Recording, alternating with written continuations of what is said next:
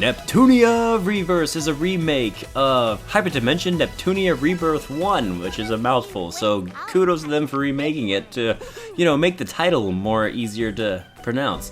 And I hate to admit it, but I guiltily enjoyed this game. Because the remake included fishing, and we all know fishing makes any video game just that slightly better.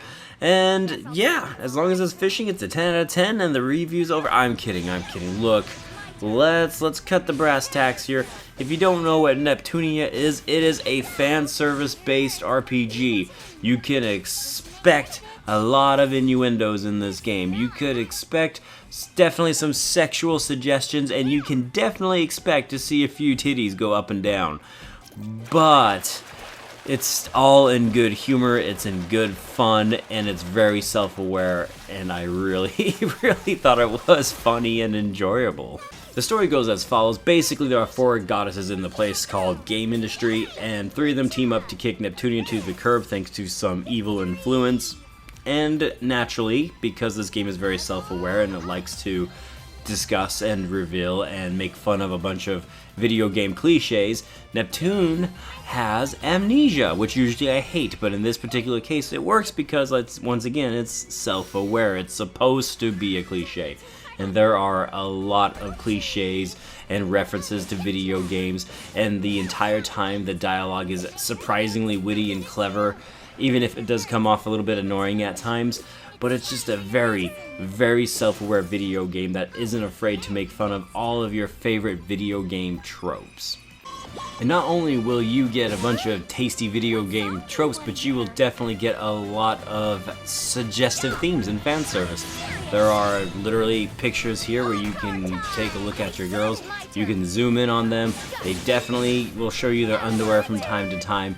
Like I said, this is a fan service game, and all of this doesn't usually sound like a good thing, but there was just something about this game that I couldn't take any of it seriously enough, and it just felt somehow appropriate. One thing that really did stand out for me were the amount of collectibles that were in this remake. Once again, let's go back to fishing here. You can fish, and you can actually acquire a bunch of illustrations from fishing, including some of the original artwork from when the game was first created, as well as the entire soundtrack for the game. You can acquire all of these things just by playing the fishing minigame, and it's really cool. And even if you don't do any of this, you'll still be able to acquire a bunch of costumes. There's a new game plus mode, so there is a lot of content within this game. You can spend anywhere from 25 to 60 hours just playing this game, which is surprisingly, again, better than I thought it would be. There are also a lot of cameo characters that weren't in the original game, but they chose to bring over. So if you have played any of the other Neptunia games, you might be surprised to see that you will eventually be able to play as maybe one of your favorites from a different game. They just brought them in here and said, hey, go have fun, play with whatever character you want, and I actually really enjoyed that. It's pretty cool to see them do something like that. Now, there are some drawbacks to the game. The combat itself is just okay. I do appreciate that the game can actually get challenging at times. I'm not ashamed to admit that I received a few game overs during my time here.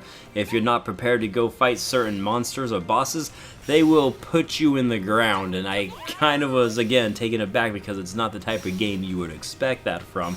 But at the end of the day, the combat is just a little bit boring and repetitive.